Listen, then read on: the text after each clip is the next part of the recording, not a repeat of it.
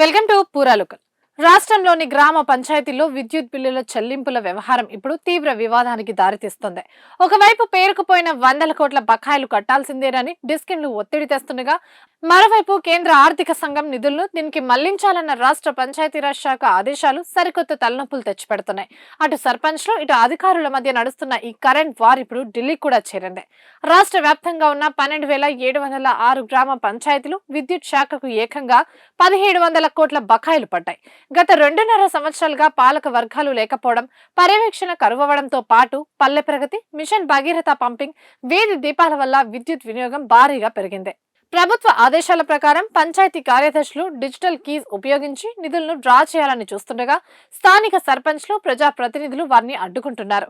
గ్రామాల్లో మురుగు కాల్వల నిర్వహణ, రోడ్డు, పారిశుద్ధ్య పనులకు వాడాల్సిన కేంద్ర నిధులను పాత కరెంట్ బకాయిలకు ఎలా మళ్లిస్తారు అంటూ ప్రశ్నిస్తున్నారు.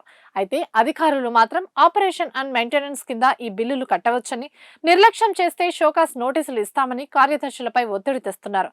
ఇప్పటి వరకు ఎలాగోలా 30 కోట్ల వరకు బకాయిలు వసూలు చేసినట్టు తెలుస్తోంది.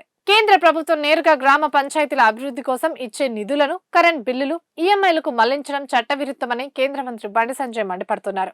ఈ నిధుల దుర్వినియోగంపై కేంద్ర పంచాయతీరాజ్ శాఖ మంత్రి రాజీవ్ రంజన్ సింగ్ కు బండి సంజయ్ లేఖ రాశారు. తెలంగాణలోని గ్రామ పంచాయతీలకు 15వ ఆర్థిక సంఘం కింద రావాల్సిన 3,023 కోట్లలో ఇప్పటికే 2,293 కోట్లు విడుదలయ్యాయని, ఈ నిధులపై ప్రత్యేక ఆడిట్ నిర్వహించి దారి మళ్లించిన అధికారులపై చర్యలు తీసుకోవాలని ఆయన డిమాండ్ చేశారు.